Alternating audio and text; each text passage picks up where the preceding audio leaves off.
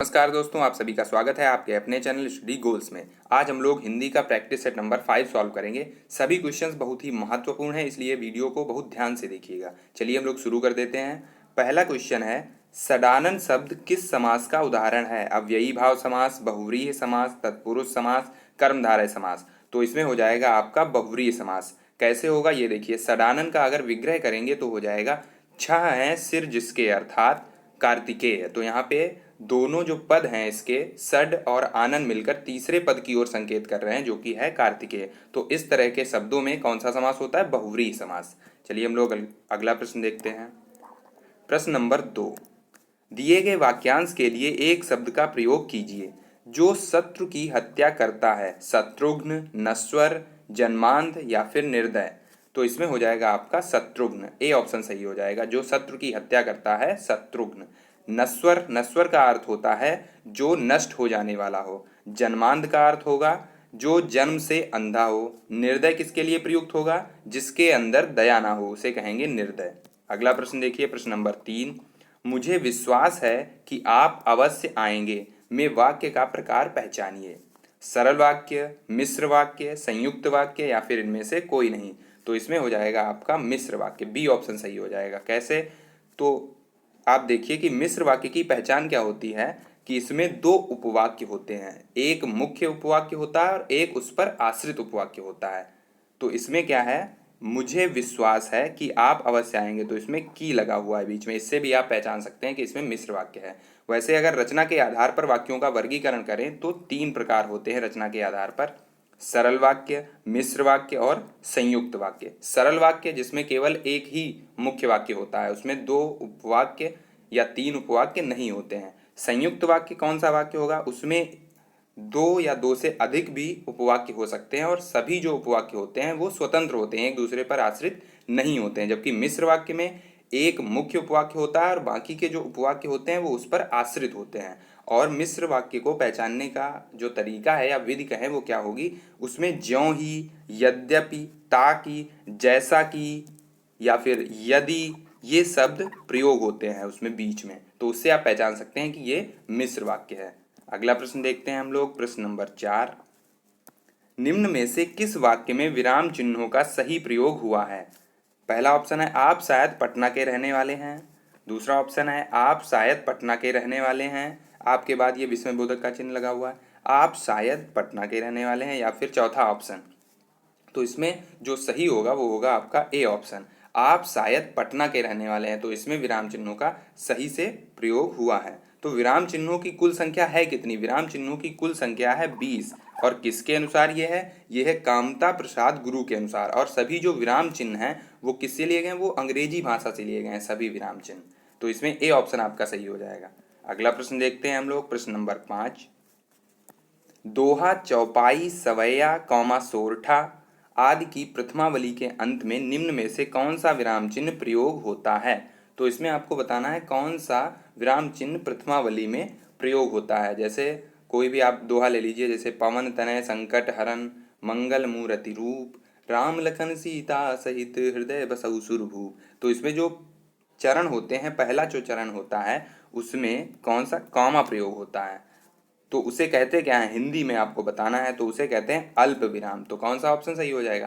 पहला ऑप्शन सही हो जाएगा आपका अल्प विराम। अल्प विराम यानी कि कॉमा। और अर्ध विराम, अर्ध विराम का चिन्ह क्या होता है? ये ऊपर एक पॉइंट लगा होता है, फिर नीचे ये कॉमा, ये बिंदु लगा होता है। इसे हिंदी में क्या कहते हैं? कहते हैं सेमी कॉलन। इसे क्या कहते हैं हिंदी में? सेमी कॉलन कहते हैं।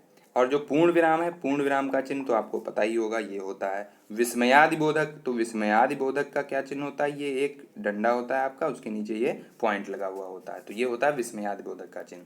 अगला प्रश्न देखिए, प्रश्न नंबर 6, अनुप्रास और पुनरुक्ति प्रकाश अलंकार का उदाहरण है। क्या है इसमें से? मुख चंद्रमा है, चरण कमल बंदो, यहाँ पे बंदी नहीं, बंदो हरिराई। तीसरा ऑप्शन है पीपर पात सरस मन डोला। चौथा ऑप्शन है पात भरती सहारी सकल सुत बारे बारे। तो इसमें जो सही ऑप्शन है वो आपका डी ऑप्शन है। इसमें अनुप्रास और पुनरुक्ति प्रकाश अलंकार हैं, दोनों हैं। तो ये उदाहरण जो है यह अनुप्रास और पुनरुक्ति प्रकाश अलंकार का है।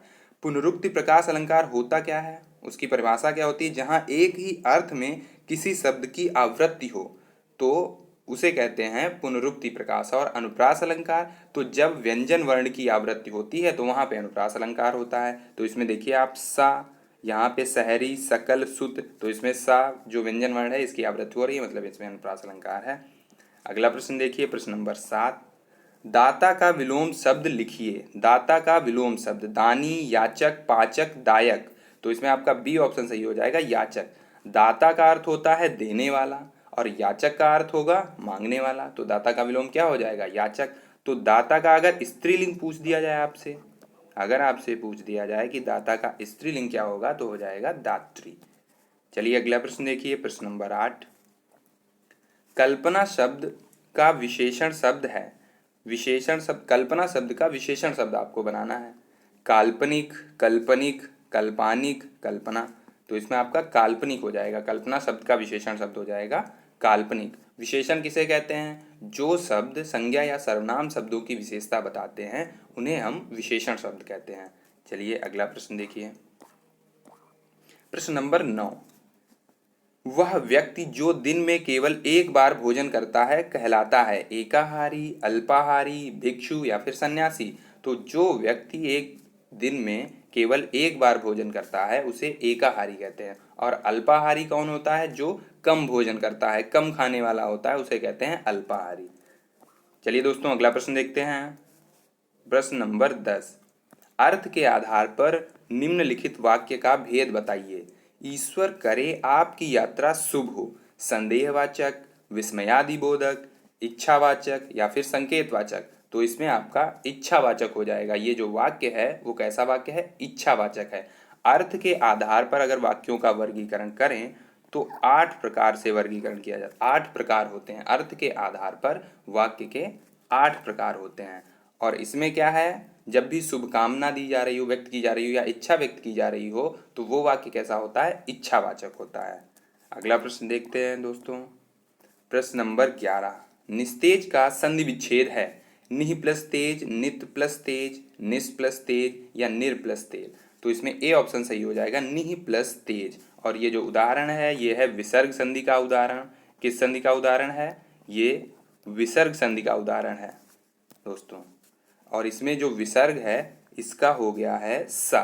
यहाँ पे जो विसर्ग लगा हुआ है इसका हो गया है सा, आधा सा। ठीक है, अगला प्रश्न देखते हैं, प्रश्न नंबर 12। माल गोदाम में समास है तत्पुरुष, अव्ययी भाव, द्वंद्व, बहुव्री। तो माल गोदाम का अगर विग्रह करें तो क्या हो जाएगा, माल के लिए गोदाम। तो इसमें बीच में के लिए शब्द आ जाएगा, इससे हम लोग पहचान जाएंगे इसमें तत्पुरुष समास है। और ये के लिए किस विभक्ति में आता है, चतुर्थी विभक्ति में। अगर पूछा जाए कौन सा तत्पुरुष है तो इसमें हो जाएगा आपका चतुर्थी तत्पुरुष। कौन सा तत्पुरुष हो जाएगा, चतुर्थी तत्पुरुष। क्यों, क्योंकि इसमें के लिए लगा हुआ है इसलिए। और अच्छा, चतुर्थी विभक्ति में अगर कारक पूछा जाए तो कौन सा होता है, तो संप्रदान कारक होता है। कौन सा कारक होता है, संप्रदान, क्योंकि कर्ता ने कर्म को करण से के द्वारा संप्रदान के लिए। ठीक है, अगला प्रश्न देखते हैं, प्रश्न नंबर 13। सीमित क्षेत्र में बोली जाने वाली भाषा का को हो जाएगा, यहाँ पे भाषा को कहा जाता है। सीमित क्षेत्र में बोली जाने वाली भाषा को क्या कहा जाता है, भाषा, उपभाषा, बोली या फिर लिपि। तो सीमित क्षेत्र में बोली जाने वाली भाषा को बोली कहा जाता है। क्या कहा जाता है, बोली कहा जाता है। अगला प्रश्न देखते हैं हम लोग, प्रश्न नंबर 14। मगही किस उपभाषा की बोली है, राजस्थानी, पश्चिमी हिंदी, पूर्वी हिंदी या फिर बिहारी। तो मगही जो है वो बिहारी उपभाषा की बोली है। किस उपभाषा की बोली है, बिहारी उपभाषा की बोली है। राजस्थानी उपभाषा में कौन कौन सी बोलियां आती हैं, तो राजस्थानी उपभाषा में मेवाती, मेवाड़ी, जयपुरी। आप चाहें तो लिख सकते हैं, राजस्थानी उपभाषा में कौन कौन सी बोलियां आती हैं, मेवाती, मेवाड़ी और जयपुरी। ये आपकी बोलियां आती हैं राजस्थानी उपभाषा में। पश्चिमी हिंदी में कौन कौन सी, पश्चिमी हिंदी उपभाषा जो है उसमें कौन कौन सी बोलियां आती हैं, उसमें आती हैं खड़ी बोली, ब्रज। कौन कौन सी आती हैं, इसमें आपकी आ जाएंगी खड़ी बोली, कौमा ब्रज, कौमा कन्नौजी,